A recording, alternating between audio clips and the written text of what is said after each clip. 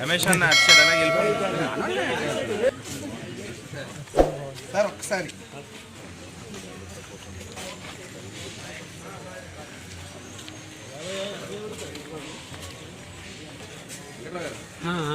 Sound వచ్చింది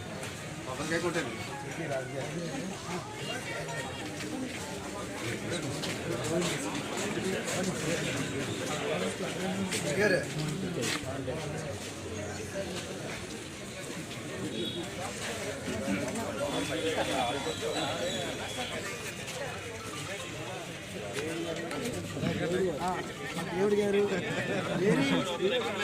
sir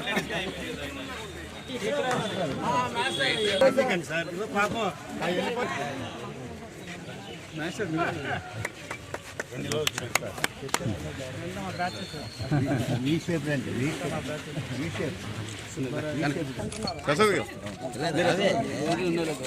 అయ్యా చేయండి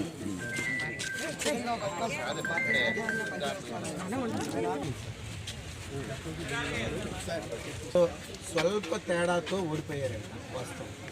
అయినప్పటికీ ప్రజాసేవే ఒక లక్ష్యంగా ఆయన రాజకీయాల్లో వచ్చారు. అందుకోసం ఓడిపోయిన ఏ వ్యక్తి అయినా 5 ఏళ్ళు నిరంతరం ప్రజలతోనే మమేకమై ప్రజా సమస్యల కోసం వాటిని పరిష్కరించే ఏ వ్యక్తి అయినా ఉన్నారు అని మీకు ఎవరికైనా అనిపిస్తే నాకు తెలిసి ఒక కేకే రాజు గారే ఉన్నారు. ఎందుకంటే ఆయనకి ఓన్లీ ఆయన సర్వీసెస్కి మెచ్చే మన ముఖ్యమంత్రి గారు రెండోసారి అవకాశం ఇచ్చారండి. రెండోసారి ఫస్ట్ ఈయన పేరు డిక్లేర్ చేశారు. ఎప్పుడు 2022లోనే డిక్లేర్ చేశారు. బాబు నువ్వు ఎందుకంటే నీ సేవలు ఓడిపోయిన గెలిచిన వాళ్ళే ఈ రోజు కనిపించలేదు. ఇది వాస్తవం. ఇది మీ అందరికీ తెలుసు. ఇది వ్యక్తిగత విమర్శలు కాదు. అలాగే సార్ మనందరికీ తెలుసు ఎల్జీ పాలిమర్స్ దుర్ఘటన జరిగినప్పుడు రాజు గారు సార్ వ్యాన్ వేసుకొని వచ్చి ప్రజలందరినీ బాబు మీకేమీ కాదు, మేము హయ్యర్ అథారిటీస్తో మాట్లాడాం, ఎవరికి ఏమీ లేదు, ఆ ఈనాడులోని రకరకాలుగా పేపర్స్లోని ఇవన్నీ కూడా చెప్తున్నారు. ఇవన్నీ ఒట్టి ఆ బోటకం, బెదిరిపోకండి, నేను నా ప్రాణాలకు అడ్డు అని చెప్పి రాత్రి 1 గంట అప్పుడు కూడా 1 గంట నుంచి 5 వరకు కూడా ఉండాల్సిన అవసరం ఏ వ్యక్తికి లేదు, ఈ నాయకుడికి తప్ప. అప్పుడు ఉన్న ఎవరు ఎమ్మెల్యే గారు కానీ మాజీ ఎమ్మెల్యేలు కానీ ఎవరు కూడా లేరు. ఇదంతా మన మురళీ నగర్కి తెలుసు. అలాగే కరోనా టైము అందరూ ఇంట్లో దాక్కున్నారు. ఒకరు హైదరాబాద్ ఫామ్ హౌస్లో ఉన్నారు, ఇంకొకరు హైదరాబాద్లో వాళ్ళ ఇళ్లలో ఉన్నారు. ఈ విష్ణు కుమార్ రాజు గారు వాళ్ళ ఇంట్లోనే ఉన్నారు. గంటా గారు కనిపించలేదు. ఈయనకేంటండి, ఈయన కనిపించకపోతే ఎవరు అడుగుతారు? 23 నెలలు కరోనా 5 సార్లు ఎఫెక్ట్ అయ్యింది ఈయనకి.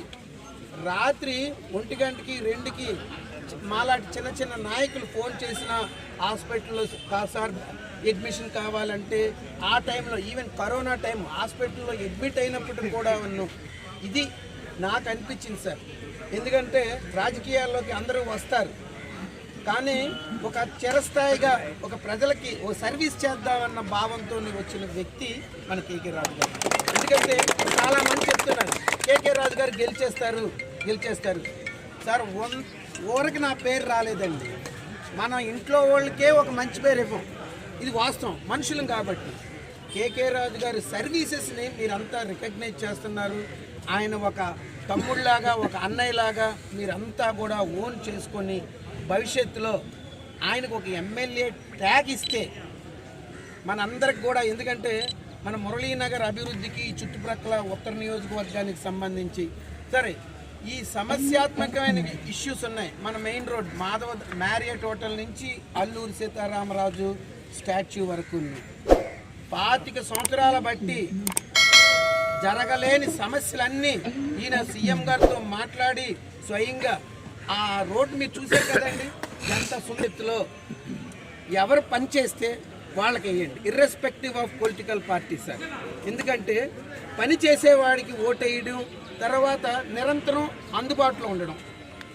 మీరు గంటా శ్రీనివాసరావు గారు నాకు తెలిసి ఇక్కడ ఉన్న వాళ్ళు ఎవరు కూడా ఏదో పార్టీ మనుషులు తప్ప ఎవరైనా కలిసిన దాఖలాలు ఒక్కటి ఉన్నాయా సార్? ఒక రిప్రజెంటేషన్ తీసుకోవడానికి ఒక ఆఫీస్ ఉందా? ఇది కాబట్టి రైట్ పర్సన్ చూస్ చేసుకోవాల్సిన అవసరం ఎంతైనా ఉంది. కాబట్టి మీరు రైట్ పర్సన్ చూస్ చేసుకునే అవకాశం మనకు మరోసారి ఇచ్చారు.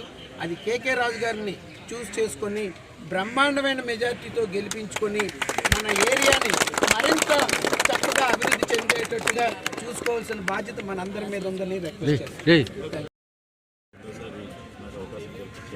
మీ అందరి ఆశీస్సులు దీవులు ఉంటే తప్పకుండా ఏ ఉద్దేశంతో అయితే జనరల్గా మనం ఓటు చేస్తాము. మీరు ఓటు చేసినందుకు మేము మంచి నిర్ణయం తీసుకున్నాం, మంచి వ్యక్తికి ఓటు వేసాం. ఓటు వల్ల మన నియోజకవర్గం కానీ మన ప్రాంతం కానీ అభివృద్ధి చెందింది.